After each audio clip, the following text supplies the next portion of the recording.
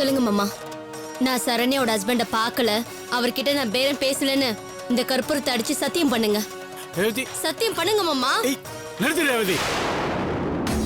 போனா போதும் நானும் பொறுமையா இருந்தா சூடத்தை எது சத்தியம் கேட்கிற அளவுக்கு வளர்ந்துட்டியா நீ? உன் சந்தேக புத்திக்கும் பிடிவாதத்துக்கும் ஒரு எல்லையே இல்லாம போச்சு. முதல்ல தட்டு எடுத்துட்டு உள்ள போ. முடியாதுப்பா, அவரை சத்தியம் பண்ண சொல்லுங்க. சத்தியம் பண்ணி தான் நல்லவரை நிரூபிக்க வேண்டிய அவசியம் அவருக்கு இல்ல. இங்க பாரு ரேவதி, அண்ணன் மேல எங்க எல்லாருக்கும் நம்பிக்கை இருக்கு. அவர் சத்தியம் பண்ண வேண்டிய அவசியம் கிடையாது. தட்டு எடுத்து உள்ள போ ஃபர்ஸ்ட். போன்னு சொல்றேன்ல. இப்ப போறேன். ஆனா கூடிய சீக்கிரமே நான் சொன்னதெல்லாம் உண்மைன்னு ஆதாரத்தோட நிரூபிச்சு காட்டுறேன். அப்ப உங்களோட மாப்பிளைய பத்தி நல்லா தெரிஞ்சுக்குவீங்க.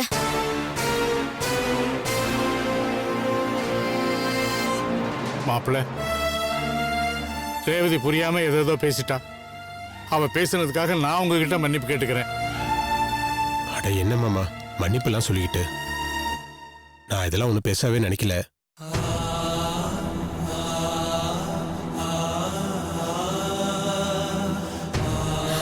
மாலதி, நீ போய் மாப்பிள்ளையை சமாதானப்படுத்துமா. போமா.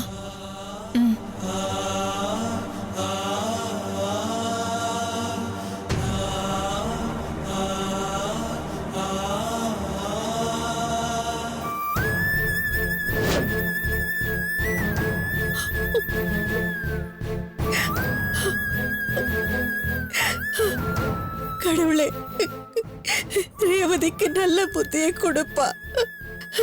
நல்ல புத்தியை கொடு.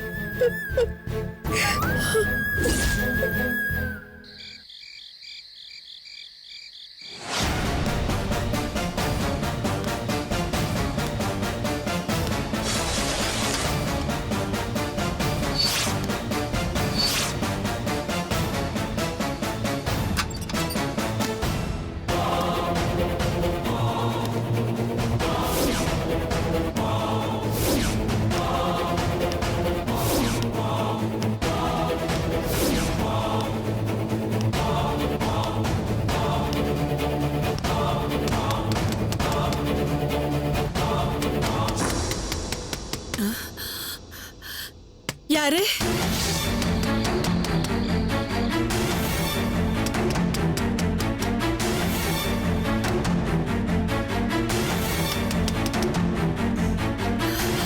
இருங்க இருங்க.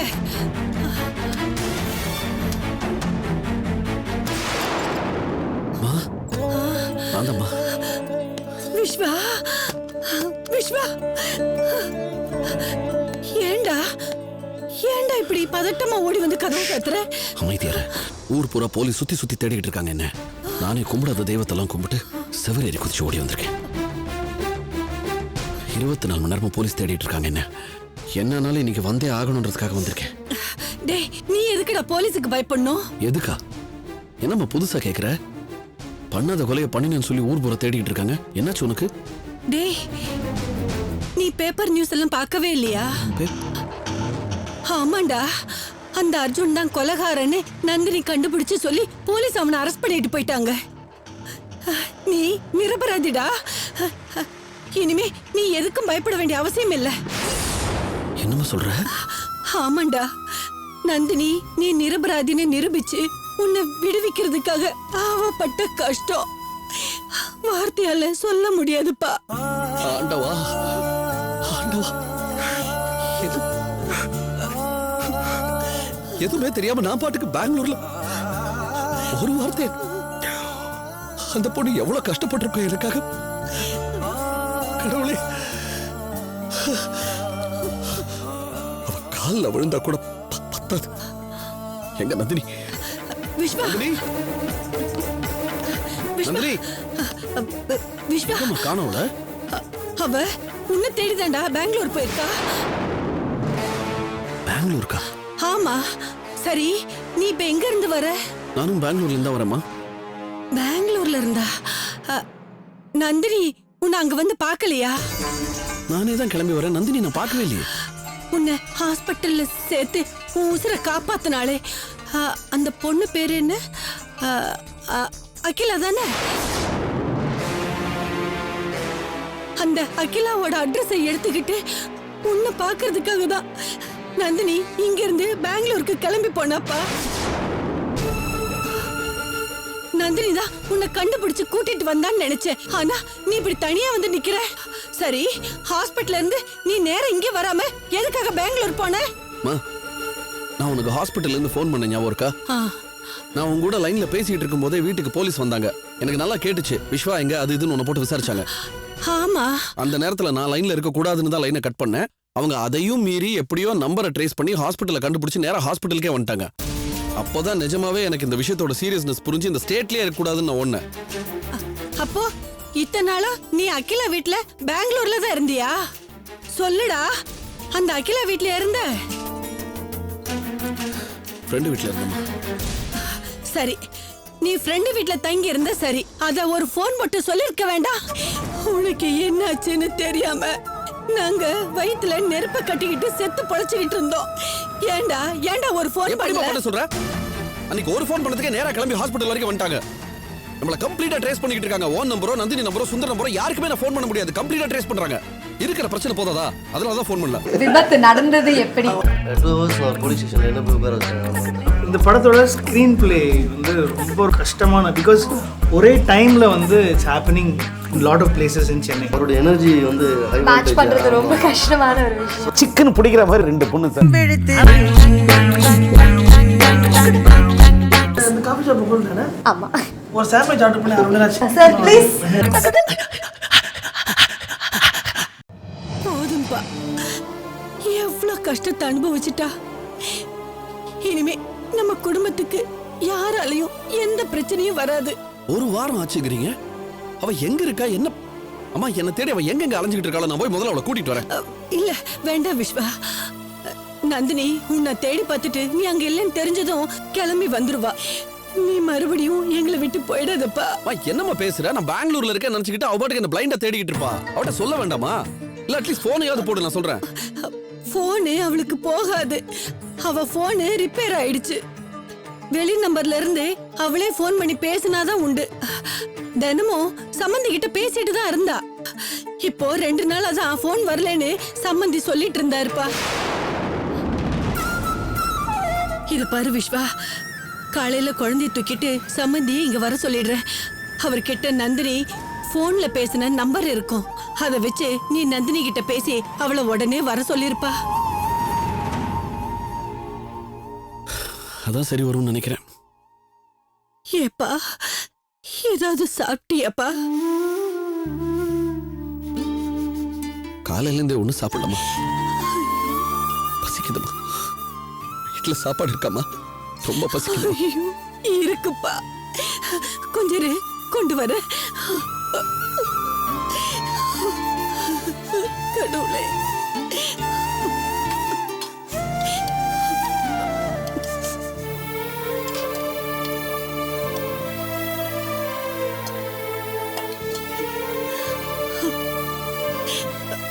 வா வந்து உட்காரு. உட்காரு. மெதுவாமா? உட்காருப்பா. இந்தப்பா, இந்த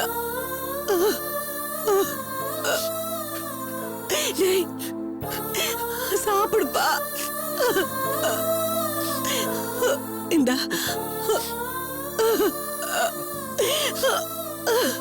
டேய், அழாதடா, சாப்பிடு சாப்பிடு. என் செல்லல்ல, சாப்பிடுறா.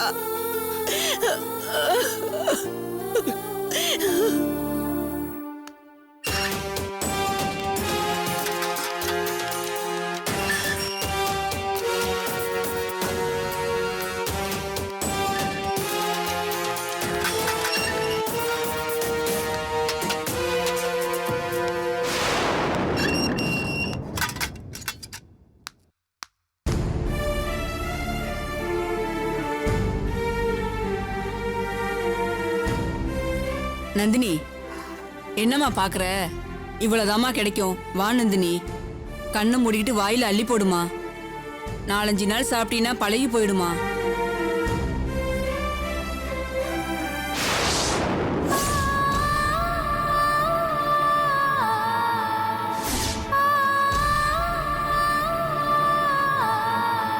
சாப்பிட்றதுக்காக கொடுத்துருக்காங்கம்மா, வேடிக்கை பார்க்க இல்லம்மா. வந்து எடுத்து சாப்பிடுமா. எனக்கு சாப்பிட பிடிக்கல. அப்படின்னா உண்ணாவிரதம் இருக்க போறியாமா? நீ உண்ணாவிரதம் இருந்தா யாரும் வந்து இறக்கப்பட்டு உன்னை ரிலீஸ் பண்ண மாட்டாங்கம்மா. ஜெயில்ல யார்கிட்டயும் மனுஷத்தன்மையை எதிர்பார்க்க கூடாதுமா. எதிர்பார்த்தா கிலோ என்ன விலைன்னு கேட்பாங்க. பாவம், ஒன்ன சொல்லி குத்தம் இல்ல. வாழ்க்கையில நீ இன்னைக்குதான் ஜெயில பாத்திருக்க. சொன்னா கேளுமா. பட்னி கடந்தா உன் உடம்புக்கு தாமா பாதகம் நந்தினி. இல்ல, எனக்கு எதுவும் வேண்டாம். அப்படி சொல்லாத நந்தினி. 10 நாள் விசாரணை கைதியா உள்ள வந்திருக்கேன்னு சொன்னேன். அதனால 11வது நாள் உன்னை வீட்டுக்கு அமிச்சிடுவாங்கன்னு கனவு காணாதம்மா. செலக்கடத்தல் கேஸா இருக்கிறதுனால சட்டுப்புட்டுன்னு தண்டனையை கொடுத்து வருஷ கணக்கா உள்ள தூக்கி போட்டாலும் போட்டுருவாங்கம்மா. அப்படி நடந்தா உள்ள இருக்கிற வரைக்கும் உன்னால பட்னி கிடக்க முடியுமா? நீ ஒரு அப்பாவிமா. உனக்கு அப்படி நடக்க கூடாதுமா. அதை நினைச்சுதான் உனக்கு உதவி பண்றதா சொன்னேன். ஏய், ஊட்டமாடி. அம்மா, ஜெயிலர் அம்மாவும் சென்ட்ரியும் ரவுண்ட்ஸ் வராங்க. எதுவும் பேசிக்காதீங்க. என்னடி சாப்பிடலையா? சாப்பிடுறேன். சீக்கிரம் சாப்பிட்டுட்டு தூங்க. என்ன?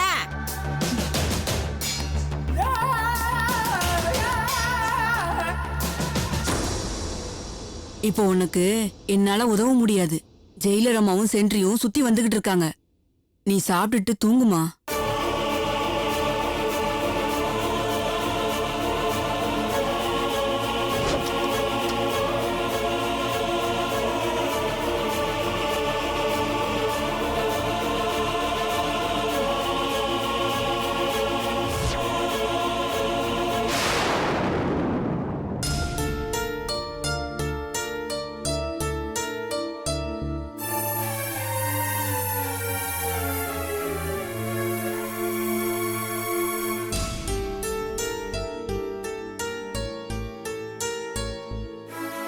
நந்தினி, தூங்கவே இல்லையா? நல்லதா போச்சு. ஏங்க, எனக்கு ஏதோ உதவி பண்றதா சொன்னீங்களே, என்ன உதவி? அது வேற ஒண்ணும் இல்லம்மா. நீ இப்படி மாட்டிக்கிட்டு முழிக்கிறது உங்க வீட்ல இருக்கிற யாருக்காவது தெரிஞ்சாதானே அவங்க வந்து உன்னை ஜாமீன்ல எடுக்க முடியும். ஆமா, ஆனா நான் ஜெயில இருக்கிற விஷயம் அவங்களுக்கு எப்படி தெரியும்? அதுக்கு தான் நான் உதவி பண்றேன்னு சொன்னேன். எப்படி?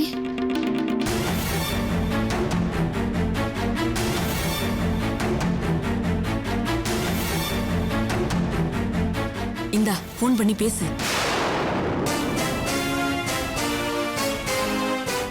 உன் விஷயத்த சொல்லு. இந்த நேரத்துல ஜெயிலர் அம்மா சென்ட்ரி யாரும் வரமாட்டாங்க. பேசு.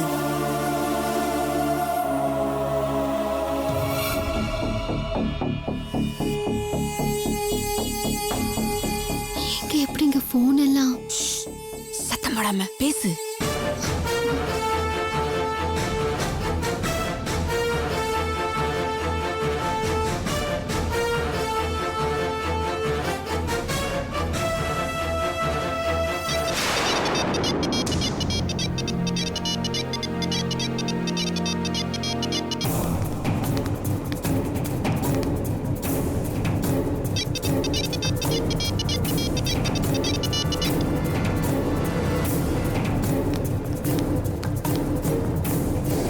என் மாமியார் நம்பருக்கு போன் பண்ணிருக்கேன். ரிங் போகுது. இன்னும் முடிச்சு இருக்க மாட்டாங்கன்னு நினைக்கிறேன்.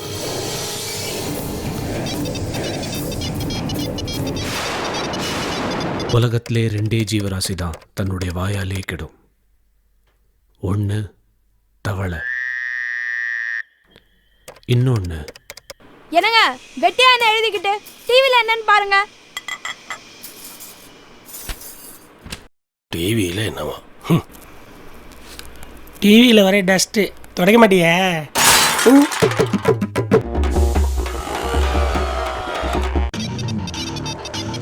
யாருமா இந்த நேரத்துல? அதான்ப்பா நானும் யோசிக்கிறேன். பேசுமா.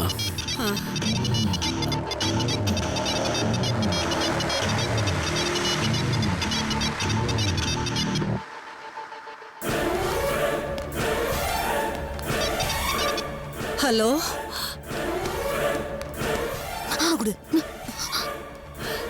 ஹலோ,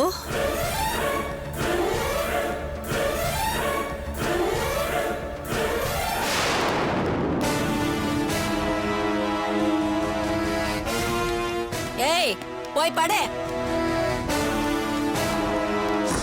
ஹலோன்னு சொன்ன அதுக்குள்ள கட் ஆயிடுச்சு. யாரு என்ன நம்பர்? யாருன்னே தெரியலப்பா, புது நம்பரா இருக்கு. கொடு, நான் பாக்குறேன். இந்தா. பெங்களூர் நம்பர் மாதிரி இருக்குமா? பெங்களூர் நம்பரா? நந்தினியா இருக்க போறப்பா, பாரு. இந்நேரத்துக்கு அதுக்கு ஃபோன் பண்றா? ஏதாவது பிரச்சனையா இருக்குமா?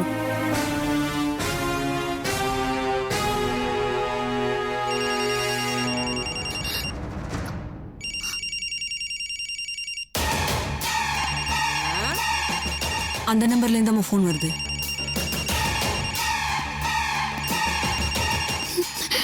ஹலோ. ஏண்டி என்னடி இது? செல்போன் வச்சிருக்க? ராஸ்கல், வாடி வலியா, வாடி வாடி வாடி வலியா, வா. ஏய் ஏண்டி எங்க எல்லாரையும் ஏமாத்திட்டு செல்லுக்குள்ள போன் எடுத்துட்டு வந்திருக்கேன்னா உனக்கு எவ்வளவு தைரியம் இருக்கணும்? உன்னை எப்படி உன்னை வச்சுக்கிறேன்? ஏய் இவளை கூட்டிட்டு போய் லாடு கட்டுக்கிட்டு. Yes madam. ஏய் போடி வாடி.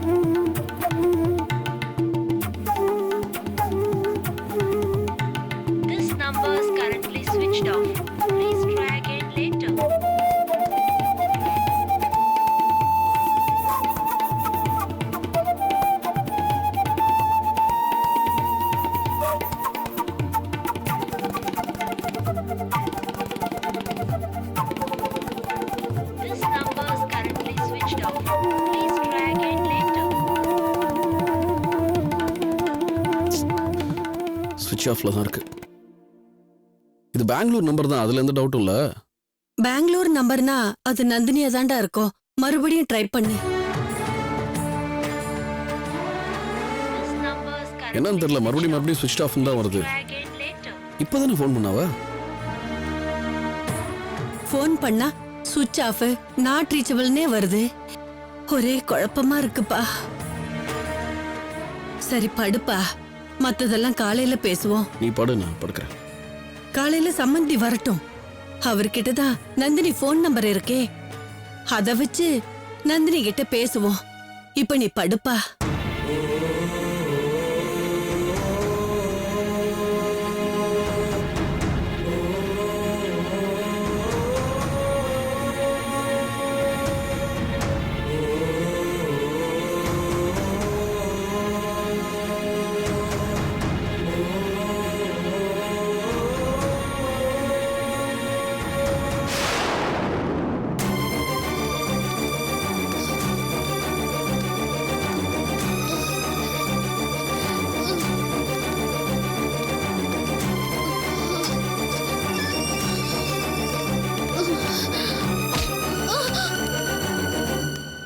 இத பாருடி, இந்த ஜென்மத்துக்கு செல்போனை நினைச்சு பாப்ப? சும்மா ட்ரை பண்ணி பாரு, பேசறதுக்கு வாய் இருக்காது.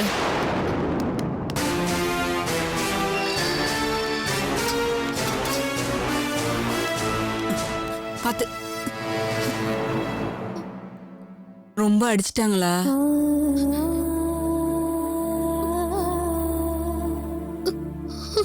போன் எப்படி கிடைச்சதுன்னு கேட்டாங்களா? நான் தான் கொடுத்தேன்னு சொன்னியா? அது எப்படி சொல்லுவேன்? எனக்கு இவ்வளவு பெரிய ஹெல்ப் பண்ணிருக்கீங்க, உங்களை மாட்டி கொடுக்க எனக்கு மனசு வருமா? போன் எங்க கிடைச்சது, எப்படி கிடைச்சதுன்னு அடிச்சுட்டே இருந்தாங்க. நான் வாயை திறக்கல. போன் என்னோடது தானே நான் சொல்லலான்னு நினைச்சேன். ஆனா என் உடம்புல இருந்த வலி என்ன சொல்ல விடாம பண்ணிடுச்சு. முந்தின நாள் ஒரு பிரச்சனையில சிக்கிக்கிட்டேன். என்ன ரவுண்டு கட்டி காட்டு காட்டுன்னு காட்டிட்டாங்க. இப்பவும் உடம்பு பூராவும் விண்ணு விண்ணுன்னு வலிக்குதுமா. மறுபடியும் அவங்க கிட்ட மாட்டி அடி வாங்கினா என்னால உசுரோட திரும்பி வர முடியாது. அதனாலதான் வாயை திறக்காம இருந்தேன். என்ன மன்னிச்சிருமா. நீங்க எதுக்குமா என்கிட்ட மன்னிப்பு கேக்குறீங்க? நீங்க எந்த தப்பும் பண்ணல, எனக்கு ஹெல்ப் தான் பண்ணிருக்கீங்க. நினைச்சு பாருங்க, சென்ட்ரி வரலன்னா நான் என் மாமியார் கிட்ட பேசிருப்பேன். நாளைக்கு எனக்கு நல்லது நடந்திருக்கும். என்னோட துரதிர்ஷ்டம் சென்ட்ரி வந்துட்டாங்க. அதுக்கு நீங்க என்ன பண்ண முடியும்? என்னால இப்போ உங்க போனு கைவிட்டு போயிடுச்சு. அதுக்காக நான் தான் உங்ககிட்ட மன்னிப்பு கேட்கணும். என்னம்மா மன்னிச்சிருங்க. போன் போனா போகுது விடுமா. அந்த போன் தானே உன்னை இந்த நிலைமைக்கு ஆளாக்கிடுச்சு. அதாம்மா எனக்கு வேதனையா இருக்கு. இப்ப நீ எல்லாத்தையும் மறந்துட்டு நிம்மதியா தூங்குமா. தூங்குனாதான் கொஞ்சமாவது வலி குறையும். படுமா.